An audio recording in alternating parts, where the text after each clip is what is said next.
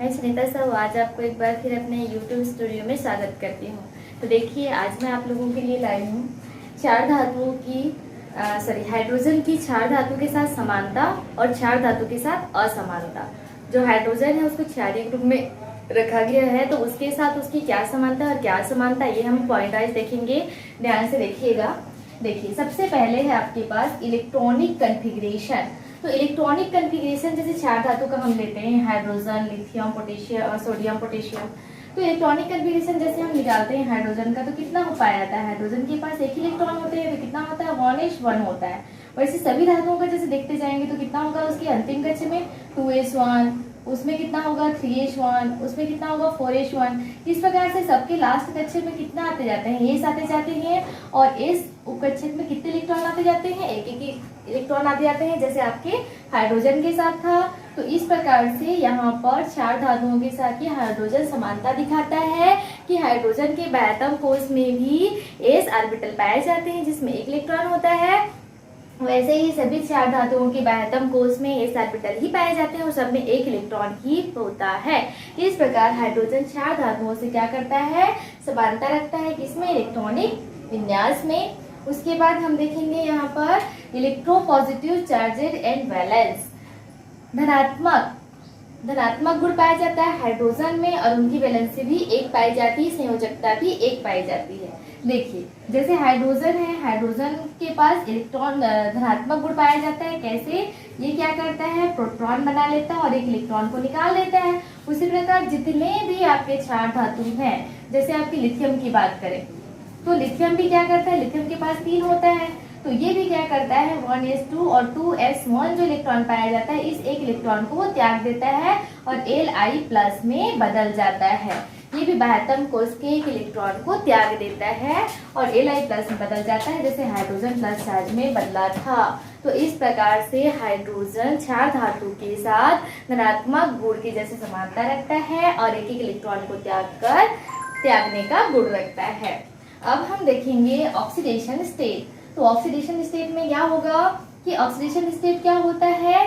जो शेयरिंग के इलेक्ट्रॉन होते हैं, जैसे आपका HCl ले लो, ये क्या है? हाइड्रोजन के साथ, और NaCl ले लो, ये क्या है? आपका चार धातु के साथ। तो दोनों में ये जो आपका हाइड्रोजन और ये सोडियम है, इनकी ऑक्सीडेशन स्टेट कितनी होगी?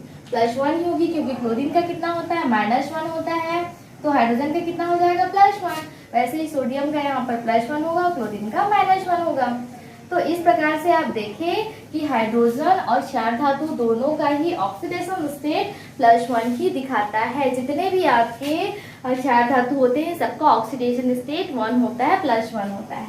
उसके बाद एफिशिएंसी ऑफ इलेक्ट्रोनेगेटिव एलिमेंट, जो इलेक्ट्रॉन को त्यागने का गुण efficiency for electronegative element. Electronegative जो विद्युत ऋणात्मक तत्व रहते हैं उनके साथ इनके कैसे व्यवहार होते हैं ये देख लेते हैं। जैसे आपके हाइड्रोजन होते हैं, ये हाइड्रोजन क्या करते हैं? जितने भी आपके विद्युत ऋणात्मक तत्व होते हैं अधिकतर ये क्या होते हैं? 17वें समूह के तत्व होते हैं पी ब्लॉक के। क्लोरीन, फ्लोरीन, ब्रोमीन और आयोडीन। कौन कौन होते हैं? क्लोरीन, फ्लोरीन, ब्रोमीन और आयोडीन।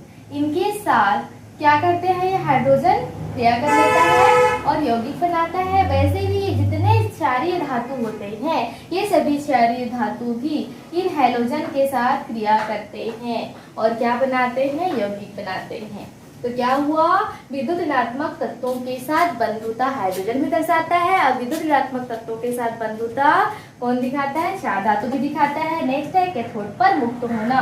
जैसे आपका कैथोड में हाइड्रोजन 1 है, तो ये क्या हुआ? H+ पर मुक्त हुआ, इलेक्ट्रॉन को निकाल दिया, तो प्लस चार्ज बनाने के कारण ये कैथोड पर मुक्त होगा, कैथोड में माइनस चार्ज पाया जाएगा। वैसे ही आपके जितने भी चार धातु हैं वे सब भी प्लस चार्ज बनाकर कैथोड पर मुक्त होने की प्रवृत्ति रखते हैं।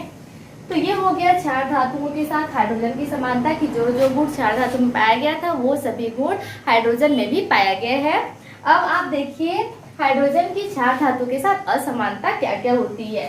पहला है एटोमिसिटी, इसका मतलब होता है परमाणुकता।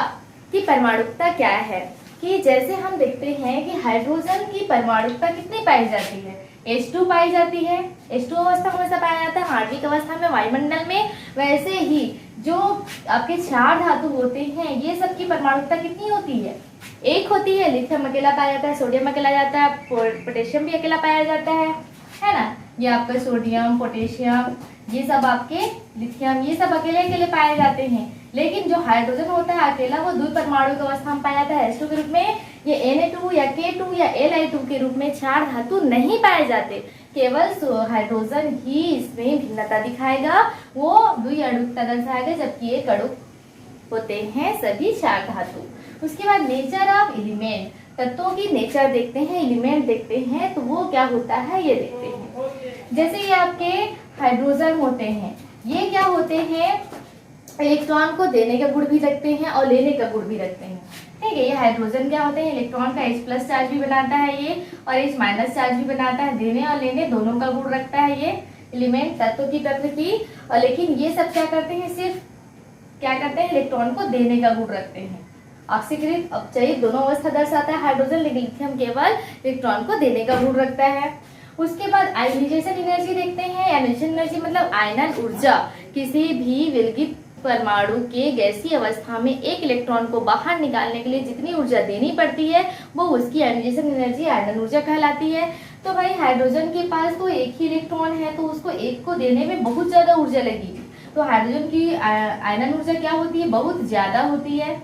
लेकिन जो और ये सब होते हैं क्षारीय धातु, इनकी आयनन ऊर्जा क्या हो जाती है? कम होती है, क्योंकि आसानी से इलेक्ट्रॉन को दे सकते हैं। उसके बाद है नेचर ऑफ कंपाउंड, यौगिकों की प्रकृति क्या होती है। तो देखिए हाइड्रोजन के पास एक इलेक्ट्रॉन है, तो हाइड्रोजन के साथ जितने भी यौगिक बनते हैं, जैसे आपका HCl हो गया, तो यहाँ पर जो यौगिक बनेंगे, कौन सा यौगिक बनेगा? कोऑर्डिनेशन कंपाउंड बनेगा, सहसंयोजक यौगिक बनेगा। कौन सा यौगिक बनेगा? सहसंयोजक यौगिक बनेगा। हाइड्रोजन के साथ जितने भी विद्युत ऋणात्मक तत्व जुड़ते हैं सहसंयोजी प्रकृति के रूप में इनके यौगिक होते हैं। लेकिन जितने क्षारीय धातु इन ऋणात्मक तत्वों के साथ जुड़ते हैं तो उनके यौगिक कैसे होते हैं? आयनिक यौगिक होते हैं। इलेक्ट्रॉन को देने या लेने की बेस पर इनके यौगिक बनते हैं, इनकी क्षार धातुओं की। लेकिन हाइड्रोजन की सहसंयोजी यौगिक बनते हैं। उसके बाद देखते हैं साइज ऑफ आयंस। जैसे हाइड्रोजन का आयंस लेते हैं H+ आयन, तो ये क्या होगा? बहुत ही छोटा हो जाएगा, क्योंकि एक ही तो इलेक्ट्रॉन थे उसके पास, उसको वो दे देता है, तो इसका जो साइज होता है बहुत छोटा हो जाता है। लेकिन जितने क्षारीय धातु होते हैं, जैसे लिथियम हो गया, सोडियम हो गया और पोटेशियम हो गया, और जितने भी आपके क्षारीय धातु होते हैं प्लस चार्ज बनाने के बाद इनके साइज क्या होते हैं? थोड़े से बड़े होते हैं और इसके साइज छोटे होते हैं। तो इस प्रकार से आप पॉइंट वाइज याद कीजिएगा। क्षार धातु के साथ हाइड्रोजन की समानता और क्षार धातु के साथ हाइड्रोजन की असमानता आसानी से समझ सकते हैं।